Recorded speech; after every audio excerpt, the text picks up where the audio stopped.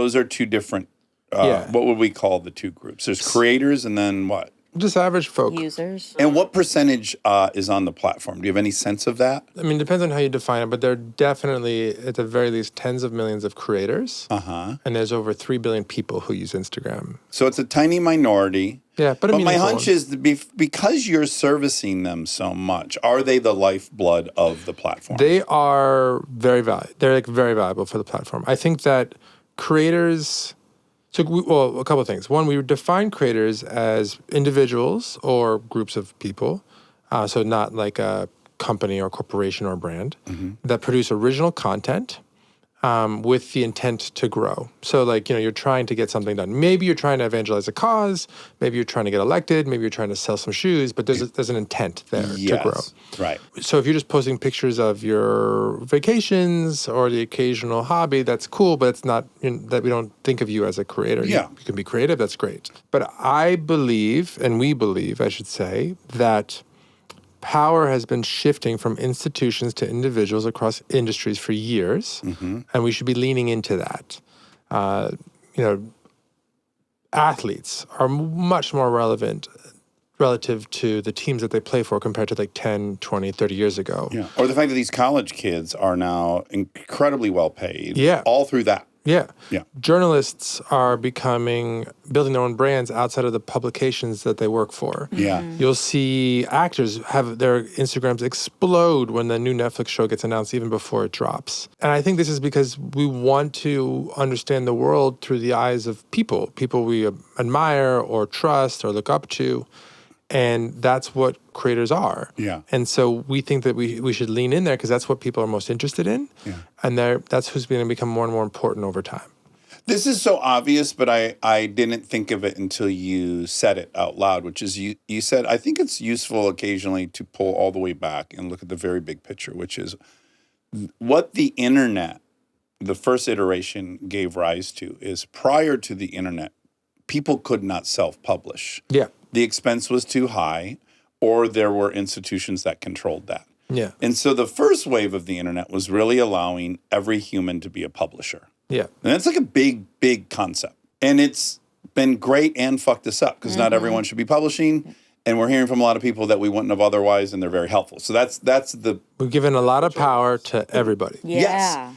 Very democratized. Everyone's democratization of everything. Well, this is what it looks like. Yeah. And now this second wave is really production. So before, studios only could afford the Aeroflex camera that was $250,000, and the film you put in it that was $35,000, and the processing and all the stuff that went into creating content. Yeah. It was impossible for someone to do it. Yeah. That's been changing, but AI is really now the insane breakthrough where it's like your environment could be any location. So what we're now doing is democratizing production. Yeah. Which is a fascinating thought. Yeah. So my hope is that the way we participate in this wave will empower human creativity, right? Like, I think that there's versions of AI that will disintermediate people and displace people in jobs, but there's also versions of AI that I think can give creative people the ability to do more of what they do so well and to be more successful. And so my hope is that on Instagram, the ways that we lean into AI with creative tools and assistance and the ability to understand your insights or to understand the patterns for what works and what doesn't, or to recreate or create whatever is in your imagination will be really empowering. But, it's going to be this, it's the same construct. The internet allowed anybody to publish and reach an audience because the cost of distributing things went almost to zero. Yeah. And AI is going to make the cost of producing things go way, way, way down as well. Yeah. And so you will just see more things, more content. Yeah. Our job is to figure out the right way and the responsible way to manage the platform, one of the platforms. Yes. And I'm hoping that we can really empower human creativity in how we lean into that. But that's the big question for us over the next couple of years. Okay, now how have you evolved in terms of monetizing the work of those creators? And how is Instagram generating money for these creators? And how does it compare to, say, a creator on YouTube? So what creators do, and they're not the only people who do this, is they make content. People consume that content, and then we sell ads, obviously, between pieces of content. Again, you could think of it as selling ads against that sort of attention. It's really the old network television model. You get this free show, Seinfeld, and you're going to watch a Clorox commercial. Exactly. Now, YouTube has historically been more focused on long form video, and they show ads before and during the video, and then they give creators a cut. Our videos are shorter, so we don't put ads before. You don't get a pre-roll on Instagram, which is like, you have to watch this. Yeah. And you don't get ads in the middle of the videos. So there's one challenge, which is, who deserves the credit. Yeah. YouTube is the best in the industry at creator payouts, I think. And I mean specifically paying creators directly, because creators can, the platform can pay them, the fans can pay them, or brands can pay them. Yeah. In terms of the platform paying them, YouTube does the best. Yeah. Now, what we've done is we've got tests in here. I'm thinking currently in the US, India, Japan, and Korea at different times. We've tried to pay creators for creating content.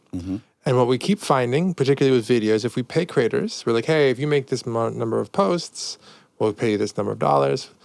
They do create more posts, but the incremental posts that they make are not as good, and they don't hit that many more, so they actually don't drive up the amount of time people use Instagram that much. I was going to say, there's really no metric you can decide on that. It's not going to obscure the output, because it could either be number of posts or it could be total views. Yeah. Well, now total views, I'm incentivized to be provocative. I'm incentivized to be what the algorithm was on YouTube. Yeah, but even if you ignored those challenges, all the tests we have are just burning money.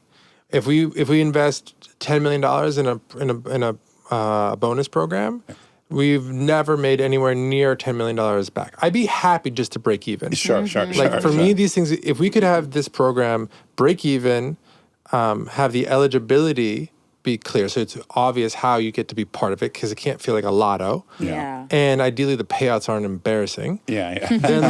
Then it's a success. Yeah. People create so much content on their own that the incremental content that people create when we pay them is not that high in quality or quantity on average. Yeah. I'm sure some people are doing amazing things.